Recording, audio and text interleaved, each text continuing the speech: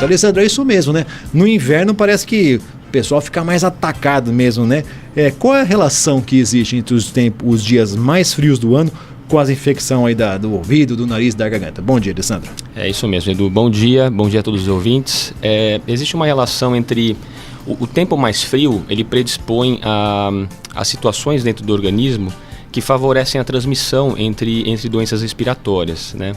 A gente sabe que o revestimento interno das nossas cavidades, do nariz, da garganta, do ouvido, ele tem a mucosa, né, que é o revestimento interno dela, e é como se fosse a portaria de entrada de um prédio, né? Para que vírus, bactérias, fungos não adentrem direto os nossos pulmões, o nariz, a garganta funciona como uma portaria, né? Você vai entrar num prédio e você tem que se identificar, mostrar quem você é, e essa é a função dessas cavidades. No inverno, essa barreira, essa portaria, ela fica paralisada. A gente tem um revestimento de cílios dentro dessas regiões e ele depura, ele remove essas impurezas do nosso nariz sem que você tenha contato direto com o corpo. No inverno, essa depuração, essa limpeza, ela fica prejudicada pela sensação fria mesmo. Então, o frio é muito prejudicial às nossas vias respiratórias e favorece muito o aparecimento dessas infecções, dos quais a mais comum são os resfriados e os quadros gripais. Doutor, bom dia, é um prazer recebê-lo aqui na Top. Aproveitando já essa questão do que é comum no inverno, quais são os principais problemas que temos no inverno? E eles ocorrem mais em crianças, adultos, ou não há nenhum tipo de diferença? É mais ou menos a mesma coisa? Não, perfeito. Todos os indivíduos, independente da faixa etária, né, da idade, seja criança, adulto ou mesmo idosos, são suscetíveis, são favoráveis a apresentar essas infecções respiratórias. As faixas etárias mais acometidas, mais frequentemente que apresentam esses resfriados e essas doenças respiratórias são as crianças e os idosos. Os idosos, por uma questão de imunológica mesmo, os idosos são mais suscetíveis a terem infecções em geral e outras doenças, entre as quais o diabetes, que favorece a infecção. E as crianças, pela questão da via aérea ser menor, a produção de secreção é um pouquinho maior em relação aos adultos, e o contato interpessoal e um maior descuido pela imaturidade da criança, de levar tudo na boca, isso favorece muito a cadeia de transmissão dessas infecções. É verdade, tem que tomar muito cuidado mesmo. Bom, e existe alguma forma, doutor, de prevenir essas doenças aí que surgem mais ou menos aqui no inverno? Tem como dar uma prevenida nisso? Por exemplo, aqueles aspiradores nasais lá, isso aí é indicado em que situações?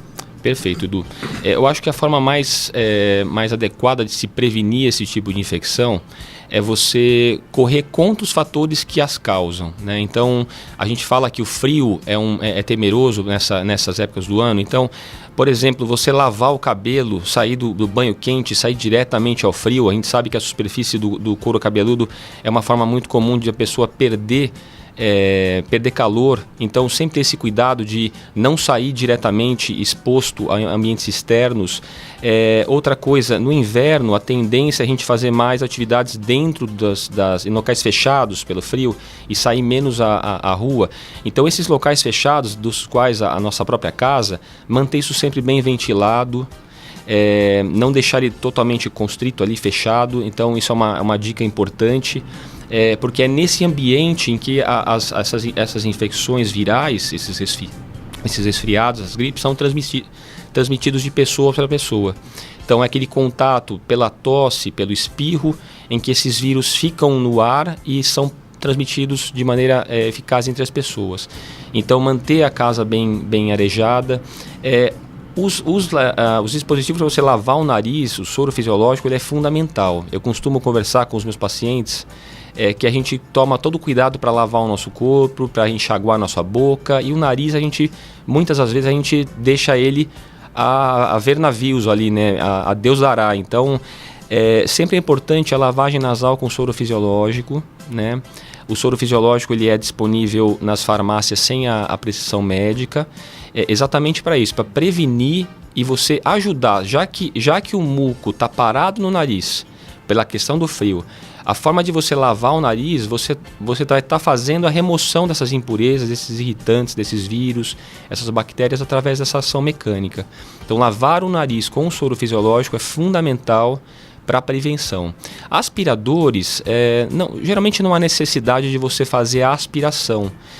A lavagem com soro, na qual você coloca o soro fisiológico, seja com conta-gotas ou com dispositivos de seringa, na ponta do nariz e força-o em direção à garganta, é o mecanismo correto, é a via geralmente orientada para se limpar o nariz dessa maneira. Doutor, vamos falar de um problema agora que eu tenho certeza que quem está em casa ou tem ou conhece alguém da família que tem ou algum amigo que tem, que é a rinite. E é um problema que é muito comum, inclusive agora no inverno. A rinite, ela tem tratamento, tem como evitá-la?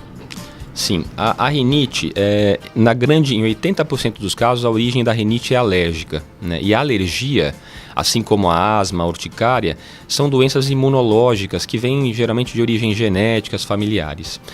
Ou seja, a cura desses processos é muito difícil, é praticamente impossível você curar, mas tem tratamento, você pode controlá-las. A rinite, como eu falei, como a maioria das vezes ela é de origem alérgica, o controle do ambiente ele é fundamental. Então, outra coisa que acontece muito no frio é logo que começa a esfriar, a gente vai no nosso guarda-roupa e pega aquele monte de roupa de inverno estocado. E existem estudos que mostram que muitas das vezes o peso dessa roupa, em torno de 20%, 30%, é ácaro e fezes de ácaro. Então, ter o cuidado de, antes de utilizar se preparar antes do inverno, né? É fundamental você lavar essas roupas de inverno antes de serem usadas e colocá-las para secá-la ao sol. Então isso é fundamental porque a ação térmica do sol ela inativa os ácaros. Então é o primeiro cuidado que a gente tem que ter quando você lida com a questão do ambiente. Outra coisa é você ter o cuidado com o travesseiro. Vamos pensar um indivíduo que durma em torno de 8 horas ao dia. Você fica 1/3 da sua vida em contato do seu nariz direto com um travesseiro. Então não deixar esse travesseiro, sempre ter o hábito de lavá-lo e colocá-lo para secar ao sol, e não deixar esse travesseiro perecer durante anos e anos, porque também está associado à fabricação ali, à perpetuação de ácaros. É um cuidado importante. Nunca, em casa, dá preferência por passar pano úmidos no chão. O ato de varrer, muitas das vezes, levanta partículas, e partículas que irritam a mucosa nasal. O indivíduo que tem rinite, ele é mais sensível que o indivíduo normal a qualquer situação do ambiente. Então, Edu, se por exemplo eu pegar um perfume e colocar em você e você não ter rinite, provavelmente você não vai ter a mesma reação, né, em termos de espirro, de produzir secreção, obstruir o nariz, do que um indivíduo sensível, um indivíduo com rinite. Então, todos esses irritantes têm que ser muito bem controlados. E pelo que você está me falando, né, doutor Alessandro, são medidas basicamente simples, né? Não é nada assim absurdo. Um soro fisiológico não é algo tão absurdo, é até um valor muito acessível. Exatamente. A lavagem aí, essa que você falou, o negócio das roupas, é verdade mesmo, né? Chega no inverno, você quer arrancar a roupa, já colocar sem se preocupar com isso. E a questão do travesseiro, importantíssima também, né? Fica aí, tá dado a dica, viu, meu querido, minha querida, tá me ouvindo aí? Então, vamos lavar as roupas. Agora já tá quase esse inverno maluco nosso, né? Hoje vai fazer 30 graus, por exemplo, não é muito inverno. Doutor, eu queria que a gente comentasse também um pouquinho sobre uma outra infecção aí que acomete muitas pessoas, que é a sinusite. Essa aí é terrível mesmo, né? Exatamente. Existe um tratamento, também tem formas de se prevenir. Como é que é a questão da sinusite? Exatamente. Então, como a gente vem conversando até aqui, as rinites, elas podem ser a rinite aguda, que é o resfriado. Como que é o resfriado, né? O resfriado e a gripe, basicamente, elas diferenciam-se uma da outra pelo tempo de evolução e pela intensidade.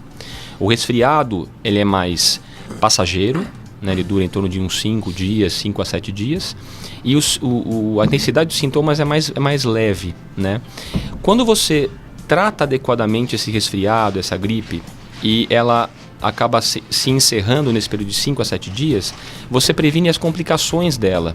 Então, a sinusite aguda, a otite aguda, a amidalite aguda, que são as infecções do ouvido, da garganta e das cavidades nasais, dos seios da face, que é a sinusite, elas geralmente, a partir do 5º, do 7º dia, elas intensificam esse resfriado e se juntam uma a outra. Por isso que fica confuso. Doutor, eu comecei com resfriado e agora minha cabeça começou a doer, a secreção se intensificou, eu comecei o nariz trancou cada vez mais, eu tenho a sensação de que eu mexo a cabeça e a secreção está ali parada.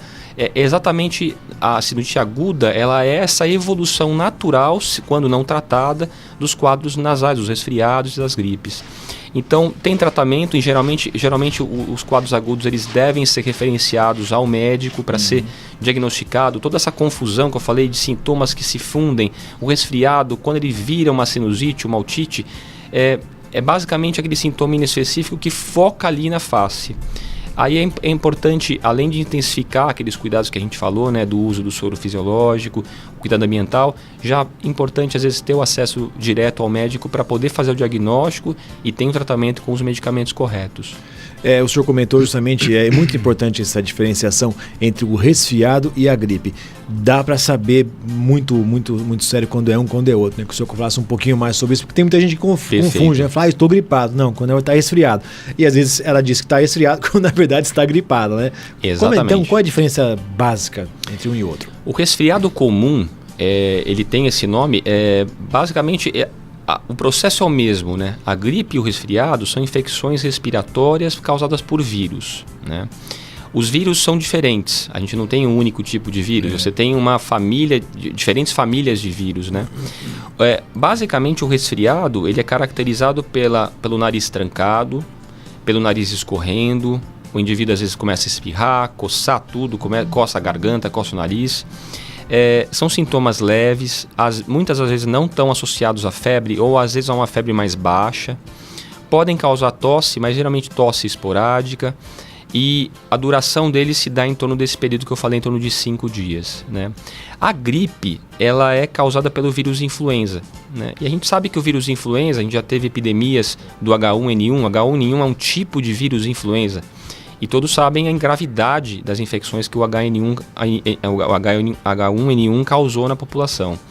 É um vírus mais agressivo, né? Então os sintomas eles aparecem de maneira mais súbita, febre bem alta, 38,5, 39 graus. Os sintomas são bem mais intensos, aparece mais dor de cabeça do que no resfriado, ou seja, e a duração se dá por mais tempo, de 7 a 10 dias, né? Sintomas às vezes como diarreias, vômitos também podem aparecer, porque é um vírus mais agressivo do que o resfriado, mas o processo é o mesmo, a aquisição é a mesma, através de pessoa, contato para contato. Então é importante também, outra medida de prevenção, é a lavagem das mãos com água e sabão, porque assim, eu estou resfriado, chego em casa, por exemplo, espirro, coloco a mão na boca, então todo aquele jato, né, de aerossol ali, ele fica na minha mão, eu vou, cumprimento o meu pai, minha mãe, meu filho, meu irmão, e esse contato mão a mão, depois a pessoa que teve esse contato vai, pega uma maçã ou um pão, coloca a boca e já está feito a cadeia de transmissão. Então, ter esse cuidado de higienizar a mão, seja com água e sabão, às vezes o uso do álcool gel também é um antisséptico eficaz nessa prevenção, sempre tá com ele na bolsa, no bolso, é importantíssimo também para tentar cortar essa cadeia de transmissão no inverno que é tão prejudicial. A gente recebeu aqui uma pergunta, lembrando que o pessoal que está em casa pode participar da entrevista pelo WhatsApp da Top, o 14998821013. Vamos ouvir a pergunta que a Luciana fez aqui para o doutor. Bom dia, meu nome é Luciana, eu estou ouvindo a reportagem do doutor aí, eu gostaria de perguntar, eu levei o meu filho ao médico, ao pronto-socorro, e ele está com o nariz que cheira sinusite, só que ela não passou para mim antibiótico. E o que eu posso fazer para com que esse catarro desça, porque ele cheira podre, né? Porque deu sinusite, só que não foi passado o antibiótico. O que eu posso fazer para descer esse catarro? Bom dia, obrigada. Meu nome é Luciana, eu moro no Val de Palmas, Bauru, São Paulo. Luciana, bom dia. Você me disse que seu filho provavelmente é uma criança, né? Está apresentando sintomas sugestivos de uma sinusite aguda, né? A sinusite aguda, nos primeiros dias, né, principalmente nos primeiros 5 a 7 dias, ela pode ser tratada sem o uso do antibiótico. Como eu falei, em 80% dos casos, a origem é viral, são os vírus que causam. E vírus a gente não utiliza antibiótico. Então, um erro muito comum é o contrário, o indivíduo entrar só com antibiótico, o médico prescrever, né, só o antibiótico e não os que a gente chama de adjuvantes, né, os outros medicamentos. Então, o que você pode fazer de maneira rápida é instituir a lavagem do nariz com soro fisiológico, né? O soro fisiológico ele é vendido nas farmácias, sempre sem necessidade da prescrição médica, ou mesmo nos postos de saúde, eles podem ser adquiridos gratuitamente. E aí, utilizar ou o conta-gotas ou a seringa, uma seringa de 5, 10 ml, que você encha de soro fisiológico, coloca a cabecinha dele um pouco para trás, né? E você coloca na ponta do nariz e joga esse soro fisiológico para fazer essa lavagem no nariz. Basicamente, assim, sem você ter uma prescrição médica, eu acho que é algo que você tem que fazer de maneira imediata, né, para ter um tratamento mais adequado. Os outros medicamentos que podem ser utilizados nessa fase são os anti-inflamatórios, né, os analgésicos, mas aí eles precisariam... O analgésico você pode adquirir na farmácia diretamente também, como a dipirona, paracetamol, para medicar os sintomas. Agora, as demais medicações você precisaria estar mesmo com a prescrição médica. Então, num primeiro momento, eu acho que fazer essa modificação é importante, hidratar bastante, então oferecer bastante líquido para ele, beber bastante líquido, frutas. Também é fundamental para não manter esse revestimento das cavidades ressecado, né? Se alimentar direitinho. Então, acho que seriam as medidas iniciais básicas aí que poderia te auxiliar, sem dúvida. Tá certo, doutor Alessandro, 8 horas, estamos chegando aqui no final da nossa entrevista. Quero agradecer muito, viu? Porque a vida dos médicos, doutores que vêm aqui, a gente tem que conversar muito, agendar muito bem com eles, que é bastante corrida, tem o consultório, tem atendimento de plantão. Doutor Alessandro, obrigado, viu? Foi muito esclarecedor. E depois no nosso canal do YouTube você pode acompanhar essa entrevista e outras entrevistas também da área médica. Temos um monte aí, né? Não é fazer consulta não, viu, gente? É para se orientar, né? Depois tem que ir no consultório direitinho lá, conversar, porque não é assim, não. A automedicação é um problema muito sério, né, doutor? Exatamente. Evitar ao máximo a automedicação. E porque você pode tomar um remédio errado, pode ser complicar ainda mais, exatamente, né? Doutor, obrigado, tá certo? Deixa aqui o seu bom dia aqui para os nossos ouvintes da Top FM. Imagina, Eduardo, foi um prazer todo meu, sempre à disposição. E tomar muito cuidado nessas questões, como a gente discutiu das infecções das vias respiratórias. Foi um prazer imenso estar com vocês.